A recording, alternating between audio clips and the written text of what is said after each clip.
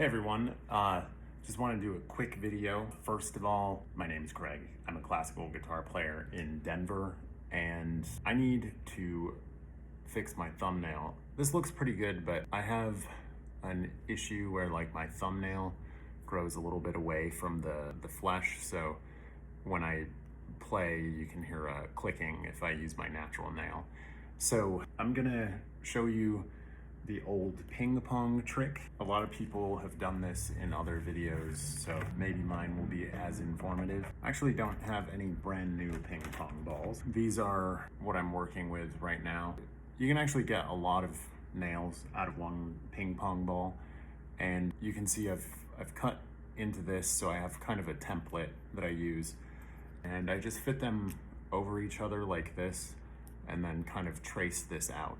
Take that cut out and then cut a curve in it so that my finger will fit over it and it'll glue onto the bottom of this existing nail.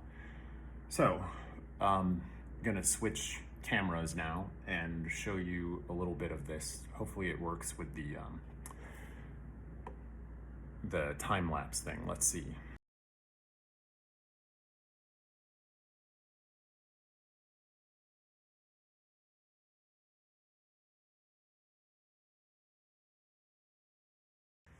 Okay, so now I have this little piece.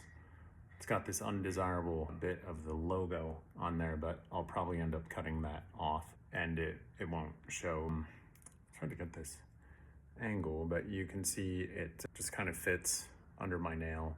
I'm not really too concerned about the right side of it. It's just this left side. I want to get so that the plastic will get under the left edge of my thumb.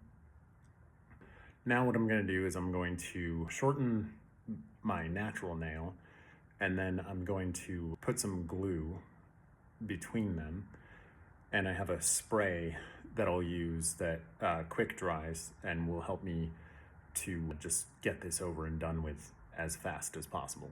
So I'm going to clip this nail just a little bit, not too much. I like to keep it longer so it has some better contact with the plastic and the glue.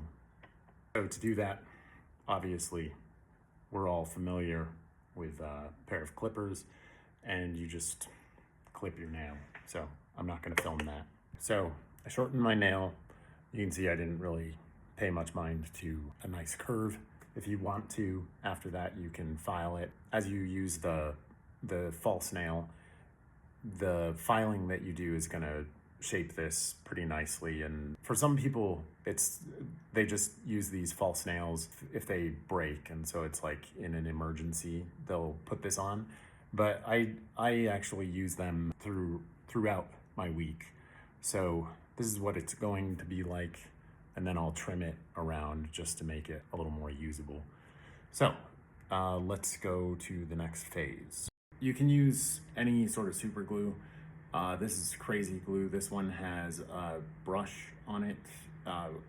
Definitely use the brush because you can ensure just better coverage, and then you can make it look more even on the back of your nail.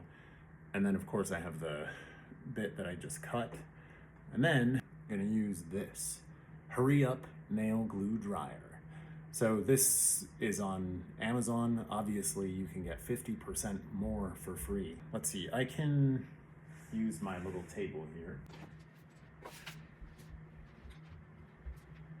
and see if we can do another one of these little time-lapse things.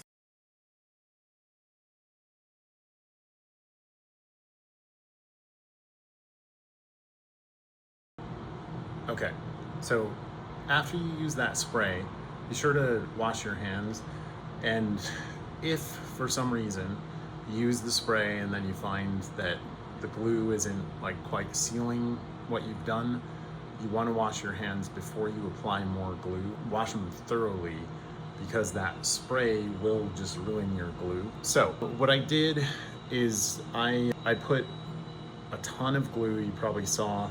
I also tried to put glue underneath the nail where it attaches to the edge of the nail such that it seals a little better so that water doesn't get in, and especially hot water, like when you wash your hands, will break the bonding of the glue.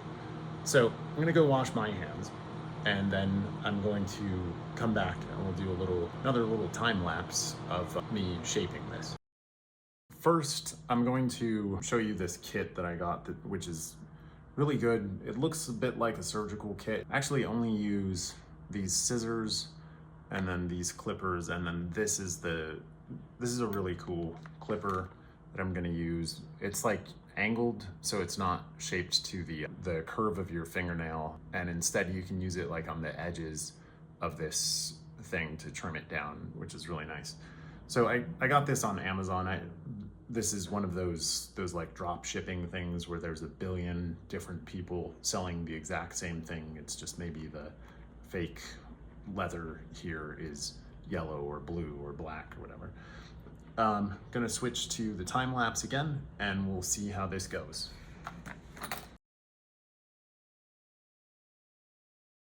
Now I've got like this kind of rough thing. So what I'm gonna do is take this trusty and much used, very coarse nail file. This is the kind of thing that like you do not want to use on your regular nails. It'll just file them away, and it's really coarse, so it's not the most fun thing to feel. But I'm just gonna use this to kind of get things a little bit closer and a little bit more rounded. And then I'll go through with a slightly less coarse file and buffer that goes through 4 more phases, and then I'll just use my regular nail kit, which I'll show you in a second.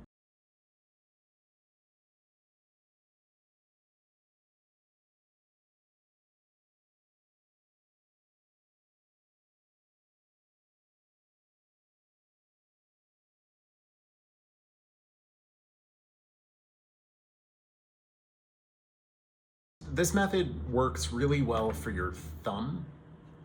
I've experimented with it gluing underneath on the ring finger because I was a little perplexed as to how to get a good tone from that, but it doesn't work as well because it just gives you all nail, and it's a little thicker than you would want for this. For the thumb, it works nicely for tone because it has a little bit of depth to the sound, I guess. So I do recommend, if you have issues with the thumb kind of like creating a clicking sound, or if you for some reason break your thumbnail, this is a really easy, cheap, and great sounding fix to problems with your thumb sound. Thank you so much for watching this video. Once again, my name is Craig, classical guitarist in Denver. Please check out some of my other videos. Comment if you have any other methods for creating thumbnails, or if you have a solution for the ring fingernail, drop that in the comments and I'd be willing to check it out. So thanks so much for watching.